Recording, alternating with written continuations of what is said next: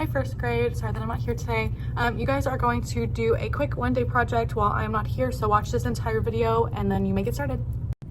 All right, first grade, your supplies today are with your first grade bucket. If someone just wants to pull them out and put them on a red table so everyone can kind of easily access them, that is great. So you'll have glue sticks. Everyone is going to need 2 pieces of this white paper. And then at the bottom of the bucket are these solid tempera paint sticks. So yeah, just grab all the supplies and move them to red table. All right, this is kind of what your supplies will look like at red table. So your basket of paper, glue sticks, and the tempera sticks. Make sure this is how it looks when I get back. All right, for our project, we are making these quick and easy but very cute fall artworks. All right, so the first thing you're gonna need is 1 piece of that paper and then 3 or 4 of the paint sticks. And we're going to create this kind of plaid background. So all you're gonna do is make sure you twist it up a little bit and create long lines about 1 inch or so separated. So not touching, just all the way top down to bottom, just like this. Ooh, that one was a little crazy. Oh, that's okay. Not everything's perfect. Then you're gonna get a new color and then you're gonna go in between in the white spots, just like this, all the way down. See how I'm moving quickly? I'm not taking a million billion years. And it's okay if you make mistakes, because remember, not everything is perfect. So it should look something like this. Then I'm gonna flip my paper the opposite way and then go straight lines down the opposite way. So purple, separated, I'm not doing them right next to each other. And then I'm going to go in with my last color and fill in the gaps. So with the blue, filling in, make sure you put the caps on your quick sticks when you're done and put them back where you found it.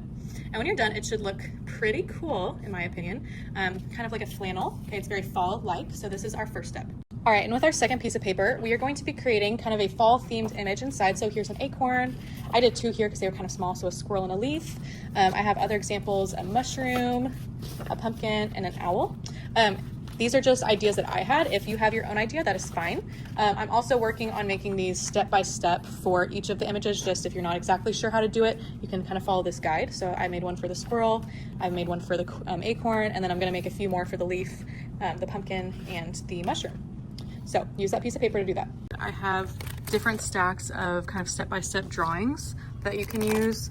They are connected by a paper clip or whatever these are called. So if you use one, make sure you're taking it out and then putting it back with the correct stack. So yeah, those will be in your first grade bucket.